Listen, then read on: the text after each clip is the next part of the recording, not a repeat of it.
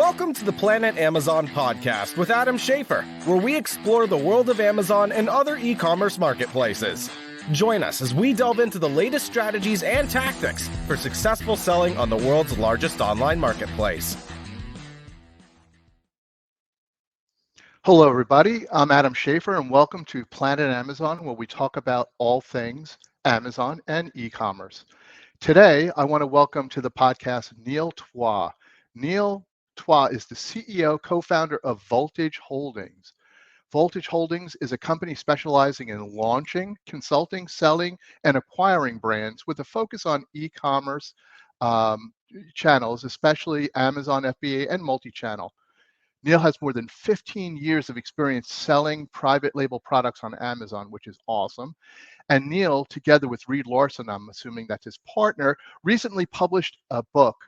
And it's got a little bit of a long title, so I'm not going to shorten it because it's an awesome title. It's called Almost Automated Income with FBA, Build a Profitable Lifestyle-Driven Amazon Business, Exit from Millions, even without any e-commerce experience. Now, I definitely want to know about this. So welcome, Neil. Hello.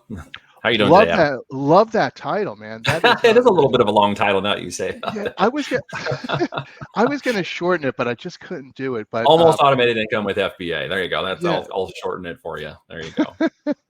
But great job in publishing a great new book. And before we get into the book, we'll talk about it a little bit. But first and foremost, we want to know a little bit more about you and how you got into 15 years of experience on Amazon. Tell us about Voltage Holdings, you and your journey. Yeah. Well, I mean, Voltage is a combination of both need in the market as well as intent with a specific outcome for us, which is the acquisition of companies. The merging and buying of brands is kind of really the intent of what's called Voltage Holdings. We have a Voltage marketing and consultancy that does Amazon growth. It's really focused at kind of the higher end, the top percentage of sellers that want to really grow and go fast, 500,000 or more a month. And so it's really focused on what are the strategies and tactics that allow that to occur. Personally, I've been in the business for 17 plus years, both offline and online businesses, developing companies in the high tech, info marketing and mobile space. And then Amazon is technically around 12 years, just to be technical.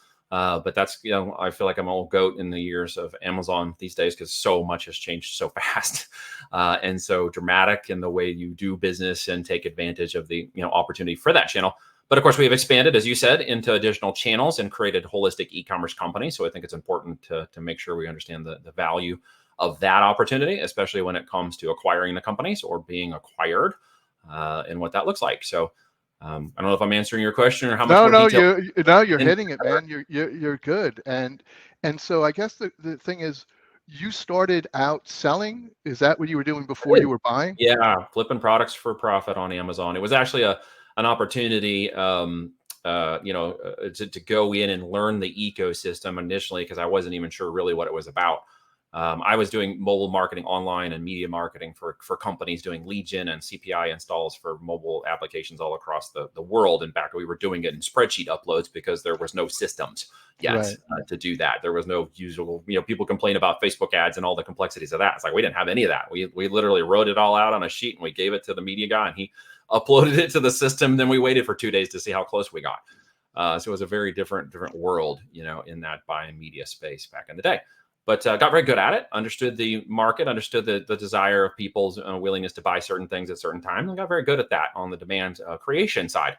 Discovered Amazon, which now I know very much is demand capture. And we can talk about kind of the differences when people are thinking this through. But I was just flipping some products just to see how the system would work. I knew about FBA. Were these private label or were these your? No, these were actually there was somebody else's private label. I was just arbitraging initially just to see how the whole system worked. I was trying to discover what the Amazon FBA was. I knew that they had bought their company around 2008, 2009, the logistics company. They rebranded as FBA, which is a wholly separate company. It's the sixth largest logistics company in the world now. Yep. But that was just how do you play with that system? So we would grab products down from sites we saw discounts and we would pull off 100 units of that and send it over to FBA and just kind of flip it and see how that system would work. And then we discovered, and just in simple terms, I grew up in the digital world. I was actually part of the first team that launched the first mobile phone at Sprint. and watched that entire company blow up from I was a 5,000 employee. It became 80,000 employees in 5 years. So I got to watch the mobile industry from the inside out at the top. And then IBM picked me up and I went on an almost 5-year adventure with them, which was about knowledge management systems, AI, learning systems, and artificial intelligence and human machine language learning. And we built systems that a lot of the interwebs use nowadays, and the frameworks that came out of the Armonk labs there in one of the, they do 18,000 patents. So we were involved in a lot of new creation. Long story short, when I started playing on Amazon and flipping products, I discovered it was a large language learning model, a system that we had controlled at the IBM days, and discovered that it was, running very similar learning systems, and the way that it was adapting titles and images and bullet points and graphics and ranking products within the search engine of Amazon, and suddenly realized this was very familiar territory, Right. technology. And so then I started to launch private label brands, and because I'd figured out over time how the algorithmic system of Amazon was working, because it was very similar to code that we had written in programs we were using in the IBM days. They'd borrowed some of that and created their A9 engine off of it. So at that point, it was very easy to rank products on Amazon. I set up a launch process that had been used and standardized. I started to teach people that in around 2014. It kind of got out. A lot of companies sort of decided to use that algorithmic process to turn into ranking engines and all kinds of stuff that many people have heard of today. Search and buy came out of that, and all of those initial implementations of that in the early days. And, discovered it was a giant ranking search engine that needed certain triggers at certain times. It needed to learn certain things. It wanted to know the power of this particular set of features on the page, from the image to the title, et cetera, all had different ranking criteria. And over years, I kind of studied and analyzed and documented that process into a launch. And then we basically would hit page 1 for every product we launched. That's awesome, man. We were growing I knew you faster than we then. could possibly handle it. We were pulling capital from everywhere. That's awesome. So the secret sauce of the algorithm. It hasn't changed, my man. And it is about to. Right. We'll talk about that maybe in a minute with COSMO coming, which I've studied a lot because it is moving into the large language model side and the artificial intelligence piece, which is going to dramatically change from A9 to what will become Cosmos and Amazon. So stay with that, because I want to know more about that. So tell me more about Cosmo. Yeah, Cosmo basically is their answer to the AI question in regards to search engines and in regards to Amazon's way that it ranks keywords, looks at keyword and semantics, the way it works at latent semantics within the actual keywords themselves. At this point, it has been programmed and looked at in the A9 engine to be keyword driven based on volumes of searches and demand of volumes, which is in many ways kind of simplistic. But Cosmo has now basically been sucking down all of Amazon's data, and you can imagine it's a lot of data for so many years that it has now just been unleashed about 3 months ago. And they actually published a white paper, and I put this on my Substack for anybody who wants to check it out. But basically they published their white paper, and the findings of that white paper were that they had changed the way that the engine was looking at keyword relevant data to the listings and using all the signals of things from the social, the web, the television, Twitch and Prime Media and all this stuff that didn't determine the intent of the buyer, but not on their keywords, but based on their intent. Mm-hmm. And because it had so much data, it was able to basically increase the conversions 0.7%, which doesn't sound like a lot, but that translated into like $4.9 billion in additional revenue on only a 10% test of the data. So they tested it on about 10% of Amazon's daily sales, and it generated about 4.9 billion in additional revenue. So when they proved that it was incremental. They proved that it was hugely incremental, and they had enough data to statistically justify what's coming next. So as they're rolling, certain changes are occurring right now with AI constructing the summary sections above the reviews. They're changing the listings and giving you 14 days to agree to the AI changing. And if you don't, they will automatically change it. So you got to be paying attention to this, because they'll notify you in your dashboard, hey, we made these changes. You need to approve or disapprove them. If you don't, you're going to get screwed. What are they telling you? What's the important part of that? They're basically saying you're not optimized for the coming AI change. You need to pay attention to that. Don't just carte blanche accept their changes. Go understand, why are they requesting it? One thing you should know is they're reading the images with AI. And if your image, no photoshopped image you've been getting away with for a while that has elements inside of it because somebody compiled it and it's not a real photo, the AI can't read all of that, not correctly. And if it dissects that image incorrectly, that is how it's going to rank you. So if your images today do not properly get described by AI, okay, then what's going to happen is you're going to get deranked when this Cosmo goes live, because it's going to not just look at your listing and its intent. It's no longer going to look at the value of the keyword structure that's in the current listing. It's going to look at other elements, and one of them is the images. So And the image, it's not like a tag. They're actually looking at the image. they're literally like, you could go right now and go to, say, Claude, upload a photo and ask it to describe what it sees. If its output is not describing your product correctly, Cosmo is not going to describe your product correctly. Okay. So if you have a guy fishing on a dock and your, fishing pole is your product, but it describes the boat, you just missed it. What's awesome is, like, I play in the Amazon world every day, and I had no idea that it was this close. Like, I thought it It's was still extremely like close. years away, but No, it's not. they're You're saying implementing they're actually, components of it. so you're saying they're actually been in Yes. 10% maybe they've been using it, and Oh, I they're have. gonna roll this out, and it's gonna happen They're not imminently. going to announce it. They're not going to do it. It's on a Monday. Cosmo rolls out. It's not how Amazon ever does any of their changes. Yep. They constantly test and iterate. There are times of year we know it's occurring, like any pre-holiday set for the first 2 months prior to Black Friday. They will be in doing all these split tests and changes. You'll see it across the board. It happens every year. Some are more dramatic than others, right? Last year was a little bit more dramatic with some of the changes they were looking to make prior to going into the holiday season. Some people were positively and some people were negatively impacted by those changes as they split test different things, including, how many units were being sold or not being sold, and a number of other factors they were just, displaying as they did those tests. And then they locked it in before the holiday period. And of course, people who were aligned to that did very well last year in the holiday.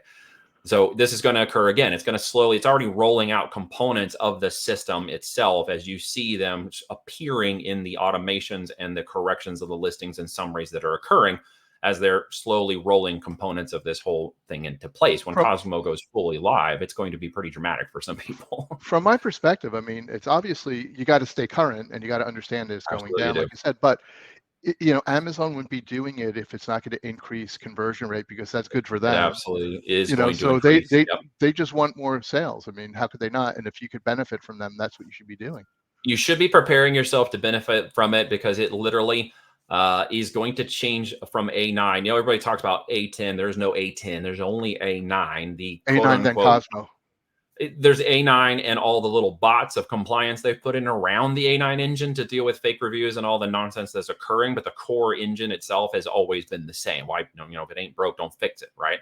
So, but they haven't had enough data to do that. And now that they got enough data, right, they are making, assertions with the data that are becoming more and more specific as they refine how they're going to change this data, right?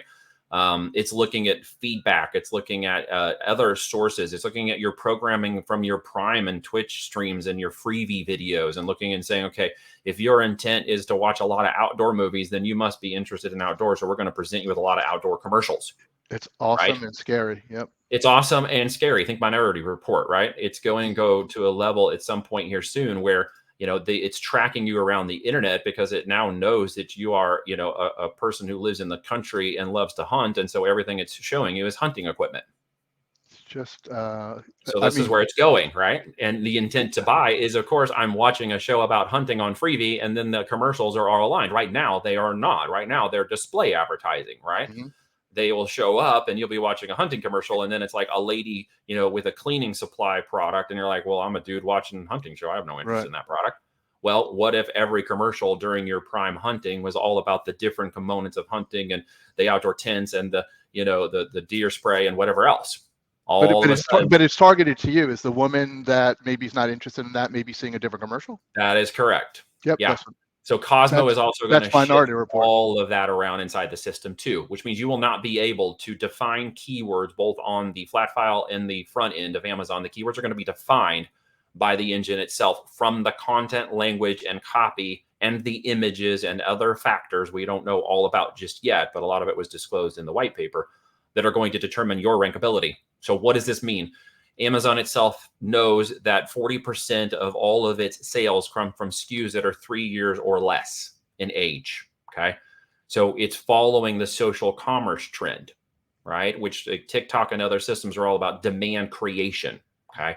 Virality, demand creation, the products and viral videos that come out create demand and interest. It's a very powerful system of social commerce that's being created. Amazon has not adapted it correctly, but Cosmo is going to help them do that, because now it's going to look at all those signals and all the different social signals. And it is going to say, well, if this product is 2 to 3 years older, it's probably more in demand socially.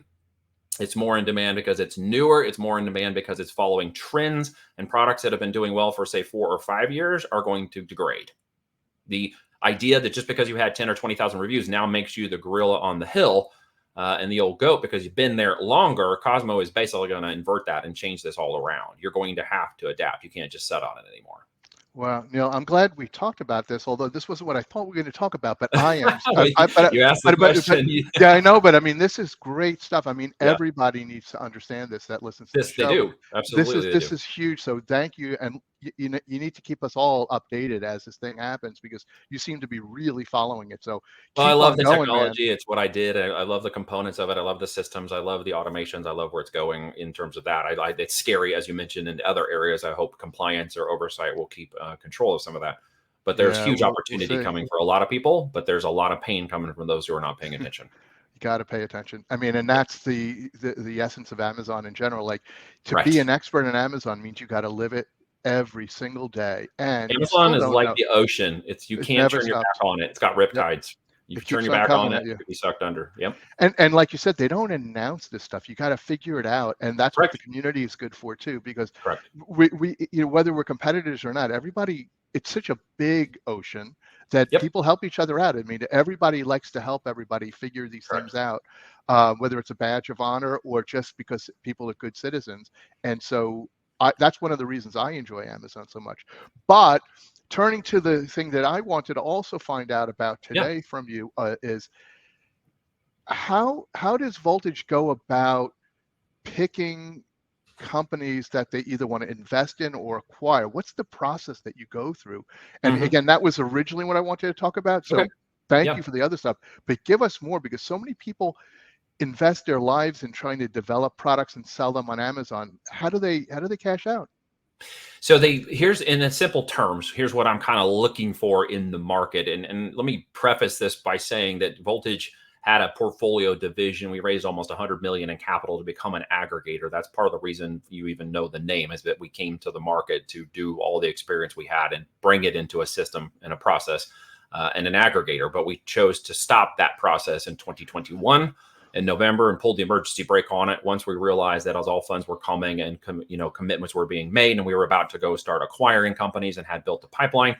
The buying of the companies had gone 30 to 50% above market, and we were no longer willing to buy at that. So we put everything on hold. Okay. So as it turns out, that was the smart thing to do, because now we are a few years forward, and the capitulation, consolidation, bankruptcies, and all the crap that I was afraid, was going to happen in this very, battle confronted area of product and type and business structure, basically just wasn't being operated correctly. Let's call it what it is.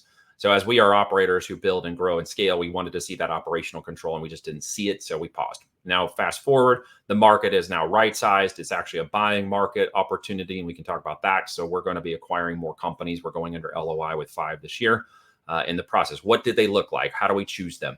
They must have at least 3 years of sales history and be more than just an Amazon FBA channel only.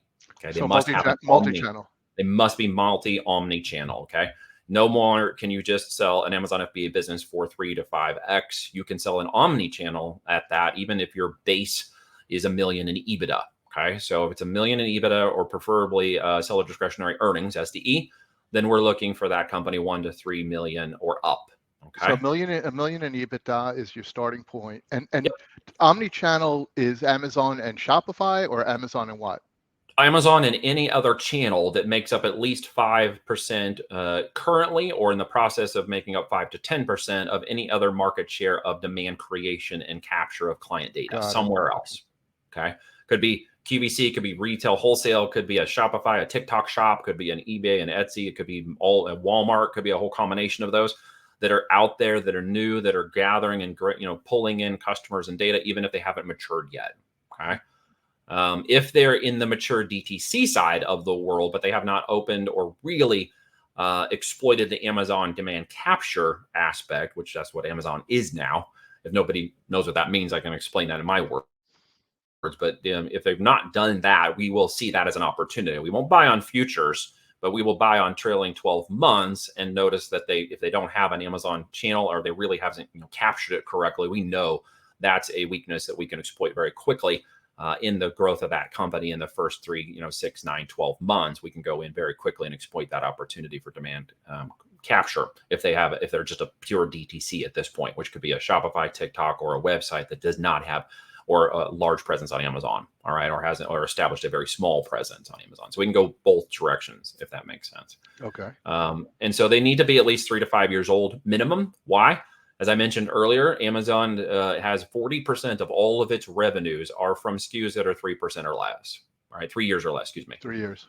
So that means that SKUs in year 1, roughly 5%. By the time they get to year 2, they'll make up 20% of all of Amazon revenues, and then 40% by year 3. So it's a maturation cycle that we're looking at a minimum, which is why they need to be 3 to 5 years old minimum. And with those omni channels, they are poised for growth. With the halo effect of that omni channel presence, it's really easy to exploit those channels into much larger growth. And there's always a larger capital partner that's setting somewhere on the sidelines. We can't deploy in a family office less than 25 million. And there's corporate offices that are like, hey, Neil, we can't deploy less than 100 million, right? So don't bother us until those businesses reach that place where they're going to be acquired at that level. And then there's, of course, PE groups at lower amounts in the 3 to 5 to 10 million range that want to acquire. So again, historical omni-channel, private label only, no drop shipping, wholesale, arbitrage, any of that kind of nonsense. Wholesaling, if it is B2B with the products and private label going the other direction, okay, where they're wholesaling out to channels, retail, or other channels, the private label brand itself. If they don't have any trademarks, we got to put trademarks on. If you don't have a trademark, guys, you can't do brand registry. You're just not a serious seller. Okay, you can't even get brand registry. Okay, right. So you got to have those components in place. If you're DTC, obviously you got to have some component of that, or we'll have to be able to get it to open the Amazon channel. You don't need to have patents, but patents are no longer just a luxury in my mind anymore. I am a patent holder in other technologies. But on Amazon for product-based products that have the capability of design patents, you should absolutely go after that. You can even just get the notice of allowance, just says I have a high percentage of probability that I will be awarded the design patent. If you can get a design patent, a utility patent, then go for it. Why? Because if you own that in the product statement on Amazon, you're basically in the most defensible position you will ever be in. Any other brand or product in the marketplace that is currently operating in a product type that is very close to yours and you win the brand utility patent, you can go right back to them and say, you owe us a royalty fee or stop selling. And you can basically dominate the market. Okay. Do you care about the category the product's in? I do. I had a supplement company a long time ago. Do not want any supplements. So nothing on the skin or in the mouth. Okay. Don't want to mess with that. Don't need the 3-letter agencies that come with it. Don't want any of that hard. Yes, I know there's opportunity. Yes, I know it can be big, but I know that there's some very unethical, dirty business going on in there. And if you think you can compete on a few $100,000, you're wrong. You need to go to market with a high 6 figures, 7 figures, or you're simply not going to make the market share. You will eventually get destroyed by that. So no interest. We don't really do electronics, which is, it sounds weird, but we will do electric, but we won't do electronics. And so electric is a huge opportunity with a higher barrier of entry to get out of what I call Amazon's mosh pit, which is typically anything below $50 in my mind. So we sell 50 to 200 plus in retail price points. So products should be aligned in that inside of the business we're purchasing, or be able to get aligned and elevated to that as a part of the process of evaluation when we go through the LOI.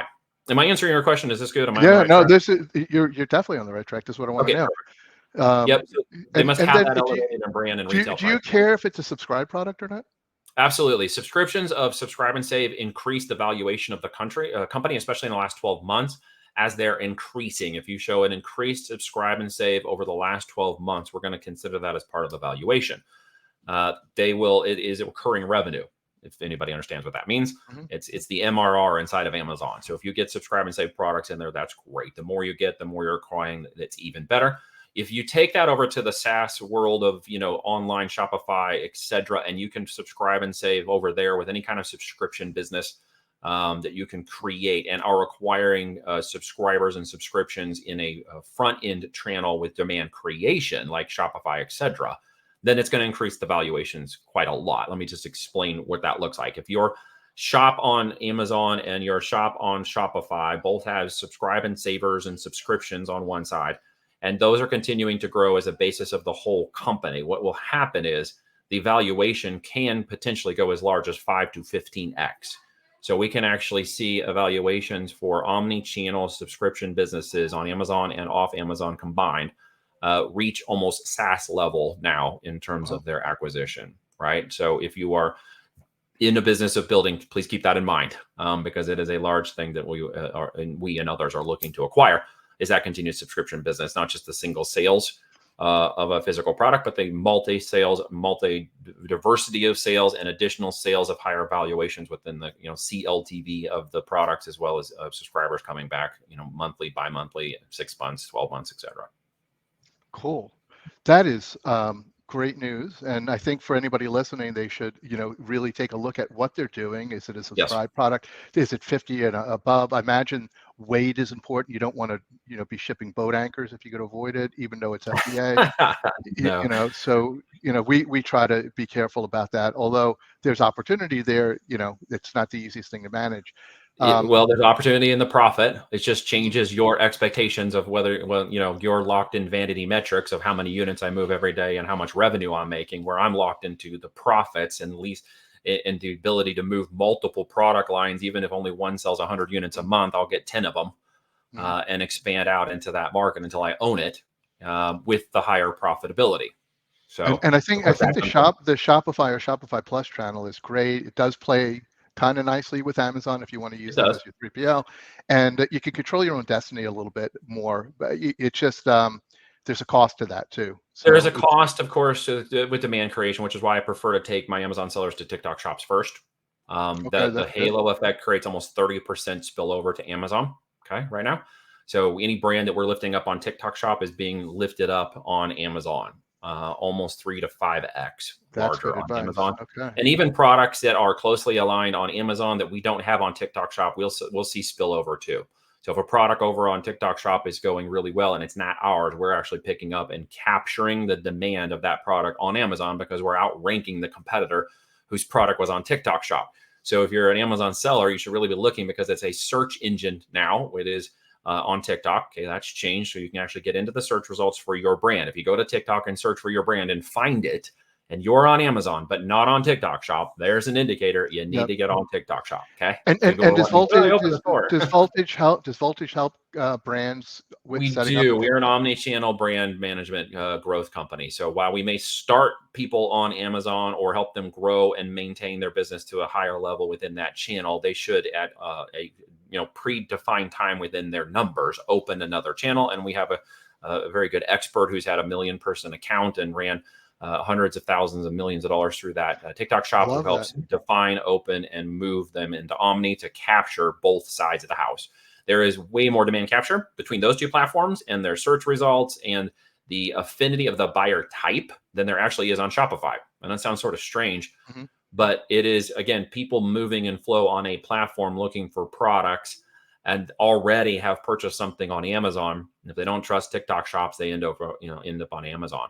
Right. And so there's this huge crossover between those two platforms organically that you don't get through the Shopify. I mean, and that's what you get from Amazon. You get trust, right? So that's why conversion rates are usually a bit better and people feel confident. So it's not a bad place. Even for your own Shopify site, there's still probably better conversion rates on Amazon as long as somebody else isn't. Every time we ran large amounts of traffic through Shopify stores for ourselves and our clients, it ends up spilling back at least 20% over to Shopify to Amazon. So you will see that halo effect occur dramatically. And then if the account goes down or certain ad sets go down over here, you'll notice it on the Amazon side because that demand goes down. Which just tells me again that Amazon, being the organic engine it is, has a rankability inside of it to this day for anybody who's listening that is much, much more valuable than any offsite Amazon things you can do. And I constantly preach this because people miss it and they go talk about, well, all the things you need to do off Amazon to get Amazon to love you more. And that's actually wrong. The affect is if Amazon doesn't love your product more than the other products in the system, no offsite Amazon marketing engine is going to allow it to continue to grow organically. Once this stops over here or something fails, you'll watch it fail backwards on Amazon. So you need to be able to understand the system of Amazon first, organically get it into a maturation with your business so it absolutely loves you, and then watch what happens when you do off Amazon marketing. It takes a lot less effort That's to watch great on advice. Amazon marketing go really fast. It's great advice because I think there's a ton of brands doing the Google back to Amazon right now, doing off Amazon to Amazon. They're doing a lot of things to try to manipulate Amazon to love them, when in actuality, they're not organically ranking well enough against market share competition on Amazon yet. Okay. Here are the factors that play into that, because it has to do with the exit. Okay. It has to do with our looking at the A cost and TA cost of the businesses that we're going to acquire, because if they got some aspect of that wrong and have done it long enough in the Amazon system, they will be penalized. Even if your seller health account is all green, there are other metrics Amazon's considering, and they will be penalizing you. And then the question becomes, how hard is it for us to regain position and market share that had been lost by its historical data setting there for 6 and 12 months in a negative position, right? Because then you have to retrain the engine and get it to believe you're back up here. And that can take a long time with the engine, especially if the data has historically shown that it's not in that position. If you are not the higher USP percentage above the market share competitors, you will not overtake their position in time. If you are not inventoried above the top 10% of market share currently in your node, and you should all know what a node is on Amazon, then you will not overtake their position, because the algorithm simply won't allow you. It won't allow you to stock out. You will stock out the business. Therefore, it will throttle you, and you'll never manipulate it into getting you up and keeping you in that top market share by any off Amazon activities.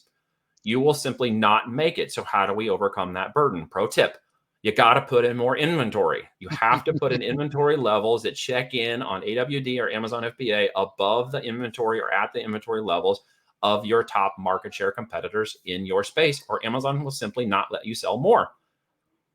That is awesome, man. Wow. My head's going to explode. This is some great information. So thanks, Neil. This is awesome. My pleasure. I'm going to change the topic, and let's talk about the book. I know we don't like to plug too much, but I think it's a fascinating idea. And so you created this book, and I'm just going to use the short name, Almost Automated Income with FBA, and it promises a kind of a profitable, easy, I'm ad-libbing a little bit, but easy lifestyle. Can you just explain more? Easier? Okay, easier. So can you explain? Than a lot of things I see people doing now. So can you tell us about why the book and what we're going to all learn by reviewing or reading the book? So in simple terms, I featured 15 different experts that came on my podcast in the year prior to that volume. We're compiling a new volume from podcast experts that will come out next year. So it was 15 people who I know resonate and understand the same principles of business that we train in different areas of business focus, from finance to product to research to development to image and graphics, split testing. Folks like PickFu and stuff are in there, and interviewing them in the different areas of their expertise and unit session percentage and conversion rates and all the other things that are very important to this model. Each of them align with my product launch playbook that we developed in Voltage called the 5x5 playbook. And so as I went through the podcast and as I digested the information and I had a conversation with them, some of them are extremely good at what they do. And so we featured them in the book. So each chapter and the 15 experts are featured in there, along with our playbook strategies and our client results and case studies that focus on the outcome of those things. Because we're good at a lot of things, and some things we're not, experts in everything. Nobody can be. And so that book then became the culmination. And in the process of that, the goal was to understand what the strategy and tactics should be and how to create systems of automation using not just FBA, but their other systems, as well as software and technologies and warehouses and infrastructure systems that are all around us that do free us up to be multi-7, 8-figure operators with virtual people who aren't even employees and no warehouses and operations to hold us accountable to, because it's all managed outside. So that leaves us up to do 15 to 20 hours a week of work managing a multi-7, 8-figure business, right? And so that is the systems and processes and the people that are inside of that. We're all compiled in the book to basically give you that strategy, along with some of the tactics, not just for myself, but other experts that work this every day, week, and month, and compiled it into a book together, and everybody helped promote it because they were all part of the process. Is it focused more on people that are just entering the market, or is it focused on those later stage ones that you like to look at? It's actually for both. It's for both. So we covered the initial 5 steps of this, first being, what the heck do I sell? which is the process of conditioning and learning product research and identifying good products at price points and certain metrics you should pay attention to, and not all the vanity metrics that most people end up in, what I call Amazon's mosh pit. So it will help you define a product base that is in demand, that is elevated above that, and has the profitability requirements to allow you to both profit yourself as well as build those systems and get those people in to support you while still making a good business, right? And also teaches you not to run by gut feel. So we have something, we go through the numbers process of what that should actually look like, including all of the fees and other things that are stacked in that process. So we take you through that. So we also talk about the branding and what it means to brand versus just sell products. Selling products is what so many people are focused on with Amazon, but I don't actually sell products, Adam. I sell listings to an AI engine. And once you change your strategy and understand the difference, you understand as an Amazon seller, you are a direct response marketer, okay, that happens to sell physical products through an automation engine. Once you understand your place in that, okay, invention is not the key here. Innovation is the key. And you understand that you're a demand creation innovator of product and awareness and perception of value, then the products will fall in line with that. Now, of course, we're not going to sell Me Too products, and we talk about that in the book. How to create a branded product that's in demand is not that complicated. People overthink that and over-engineer it and spend way too much time lamenting over the possibilities of the product, but never answering the question, what the heck do I sell? And sales fixes everything. Mm-hmm. So if you're going to understand the market and demand, you will fall in line with the products. Just don't create Me Too off-the-shelf products. Create good products. That's not too hard. You know what a good product is. You're a consumer. So don't create a crappy product just for profitable reasons. It will backfire on you in this system. You will not grow a great brand. So it's not too late though. It's not too late. Sorry. It's not too late to start a product. It is never too late. No. Because if you're an existing seller, even doing six figures or so, like Daniel LeBlanc, it came in Daniel and David LeBlanc, two people. Sorry, I just slammed their names together. Then you will understand what it means to create the strategy and go back out of the weeds and understand what you should be doing daily, weekly, and monthly in your strategy so that the tactics become more important. They become more revenue generating activities. A lot of people are still focused on growth hacks and all this short-term stuff, and they're actually damaging their opportunity. And those are for existing sellers. I work with many sellers who are stuck in the process of trying to launch another product and failing at a few tests because they never actually learned how to run the business first. And so we teach you and talk about that in the book, how to run the business first so that the products and the solutions to the brand fall in place. And it does take that 2-3 year time frame. I will not ever tell anybody different. This is not a 2 to 3 month opportunity. This is a 2 to 3 year opportunity. Amazon will mature you in the product process, as I mentioned earlier, when you do it the right way. Your opportunities will really explode in year 2 and 3 with the work you do right in year 1. And that's a lot of what we talk about for new and existing sellers who need to turn around. David came in for 6 months and ran another thing, a course program, etc. Had lost $200,000 and was about to shut the whole thing down. Took a chance on us. And I said, give me 5 months to show you what we can do differently. And he listened and he was trainable and he was willing to be coached. And in 5 months, we took him to $200,000 in profits. That's amazing. He just emailed me this weekend. It's the 4th of July weekend as the time is going on. He emailed me. He's going to do a second podcast soon. So it'll be on my podcast, the High Voltage Business Builders Podcast, part 2 of his story. And he is now $500,000 a month as of June. Okay. So he completely changed his strategy and understanding. He's now buying back his time by pulling in resources at operational level. And he's on vacation in Italy when he wrote me. And he's super excited to get that built up. So that's an existing sellers that need to change and understand their strategy. And if you think you can't learn anything new, then maybe you haven't been paying attention today because there's a lot. Most people don't understand about growing scale on Amazon. Well, like I said, I wish I met you a few years ago. You would have saved my butt. But, at least I met you now and I'm learning. This is great. No such thing as a coincidence, my friend. There's always all in good time. Yes. So with that, we're going to start wrapping things up. And other than you should go out and read or buy your book, what words of wisdom, what's your final thoughts to the audience today, either motivational or anything? Well, both. I guess motivation is fun for those who are paying attention. But if you're not motivated by yourself, nothing I'm saying or will help you do will ever motivate you beyond your own drive and desire, right? Because we are literally at times victims to the goals we set or the systems that we put in place. And sometimes we get locked into those and we think there's not a better thing or a better way to do it. And there's always somebody at a bigger dog status. Trust me, there's bigger dogs than me on this who go and can do it at levels you don't necessarily comprehend yet. So really, I always want people to remember that your opportunity begins at the end of your excuses. If your excuse is there's not enough market on Amazon, you're wrong. There's 8,600 units a minute, 8,600 units a minute. Your market is on Amazon at scale. Mhm. You're just not there yet. Well, Neil, there's not enough money. Well, money is transitory. It moves around. It creates inflation. It moves like a river. It changes directions. It changes paths. There's areas it's moving away from right now, like real estate and others. But guess what? It's moving into business, e-commerce, and technology, AI, and those systems. And if you're not moving with it, you're going to be victimized by it. So don't be a victim. Take action on the things you're doing. And by the way, you can't gain the knowledge without action. I know so many people think that they're just going to learn that one trick that's going to turn everything around, that stupid growth hack, that whatever. But you don't get to the wisdom without the knowledge, and the knowledge does not come without execution and experience. You must execute and experience, fail through the process of learning and earning as you grow, and the knowledge will come. And from knowledge will be the wisdom to do it the right way and understand what you did wrong. And then hopefully you're willing to learn from it, because we all make mistakes and we want to learn. So the last thing here is just to remember that we are all on the path that we are on. We got to stop comparing ourselves to the social media gurus and commerce world and all this other crap, and start saying, I'm right where I need to be, and where do I need to go next? Shut off all that other noise, put your head down, like Jim Collins says in Good to Great, and become a hedgehog. If you really want to get successful in 3 to 5 years and make a life-changing opportunity with this business model, it will require you to do that. If you're willing to do that, I will tell you the rewards are huge. My 4 girls and I live here with my wife, and we have a 50-acre homestead. We homeschool everybody. We do really what I want to do. If I don't want to have any more calls today, then I'll just move all my calls because I can.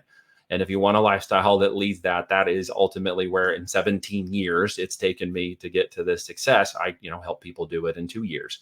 So I think that's a pretty good trade-off. But don't give up. It's a huge opportunity out there. Even if it may not feel like it for you right now, it is there. Trust me, it is huge. And most people don't necessarily see it at times.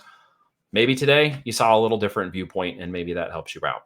Neil, I mean, first of all, thank you. I am motivated from your final thoughts. So this is the best final thoughts I've ever had on the podcast. So that's fantastic. Thank you for bringing that to us. And, my pleasure. We really thank you. And if people do want to get in touch with you, how can they do it? All over social media. My last name is Twa. It is 3 letters. You can Google me and find me on the interwebs everywhere. You meet in whatever social platform is comfortable to you, or go to my website at Voltage DM. That's voltagedigitalmarketingdm.com. Check it out. See what you see. Check out the presentations of free trainings and workshops. And if anything resonates, just feel free to hit me up directly. There's no sales team. It's just me for qualifying those who we work with. And if it's an interest, then have a conversation.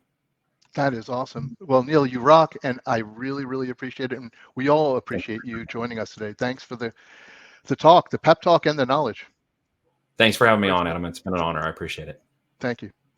Thank you for watching another episode of the Planet Amazon podcast, where we talk all things Amazon. If you want to learn about how to accelerate your sales on Amazon, visit Phelps United's website at phelpsunited.com.